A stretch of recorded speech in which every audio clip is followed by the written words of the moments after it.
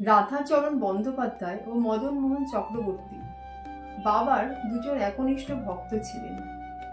একদিন তারা বাবার আশ্রমে আসেন বাবাকে দর্শন করে তার আশীর্বাদ নেওয়ার জন্য।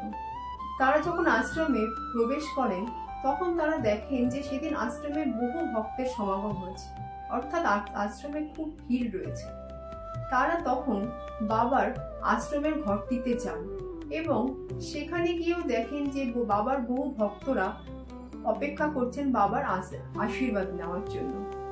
এরপর এরা আশ্রমের অন্যান্য ঘরগুলিতে গিয়েও দেখেন এবং সেখানেও তারা একই দৃশ্য দেখেন যে বাবার বহু ভক্ত সেদিন দূর দূরান্ত থেকে এসে বাবার আশীর্বাদ নেওয়ার জন্য এবং বাবাকে দর্শন করার জন্য অপেক্ষা করছেন। তারা তখন আশ্রমের ঘরগুলি থেকে বেরিয়ে আশ্রমের বাগানে যে বেল গাছটি রয়েছে সেই বেল গাছটির দিকে যান। এই বেল গাছটি বাবার অত্যন্ত প্রিয় ছিল। বাবা প্রতিদিন এই বেল গাছটির নিচে বসতেন। কখনো কখনো বাবা বেল গাছটির গোড়ায় বসে তার ভক্তদের নানা রকম শাস্ত্র কথা শোনাতেন এবং উপদেশ দিতেন। তারা যখন বেল গাছটির কাছে গিয়ে পৌঁছান তারা দেখেন যে সেখানে আগে থেকে আরো বেশ কিছু ভক্ত বসে রয়েছেন। তারাও তখন সেই বেল গাছটির নিচে বসে বাবার জন্য অপেক্ষা করতে থাকেন। এমন সময় আকাশ কালো করে খুব ঝড় বৃষ্টি নামে এবং এই ঝড় বৃষ্টির প্রবণতা ক্রমাগত বাড়তে থাকে।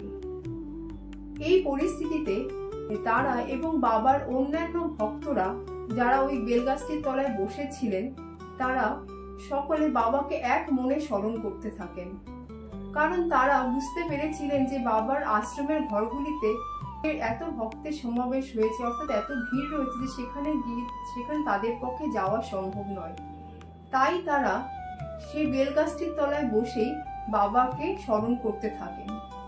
তারা অবাক হয়ে দেখেন যে আশ্রমের চারিদিকে তো বৃষ্টি হচ্ছে, কিন্তু ওই বেলগাছটির নিচে বাবার ভক্তদের গায়ে বৃষ্টির এক ফোঁটা জলও পড়ছে না। এমনকি ওই বেলগাছটির চারিদিকেও বৃষ্টির একটুও জল পড়ছে না।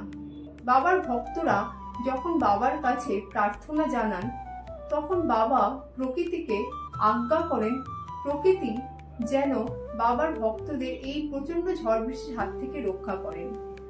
বাবার ভক্তদের গায়ে যেন বৃষ্টির এক ফোঁটা জলও না পড়ে।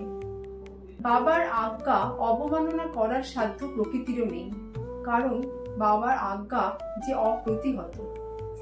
জয় গুরু লোকনাথ, জয় শিব লোকনাথ, জয় ব্রহ্ম লোকনাথ, জয় মা লোকনাথ, জয় বাবা লোকনাথ, জয় বাবা লোকনাথ, জয় বাবা লোকনাথ।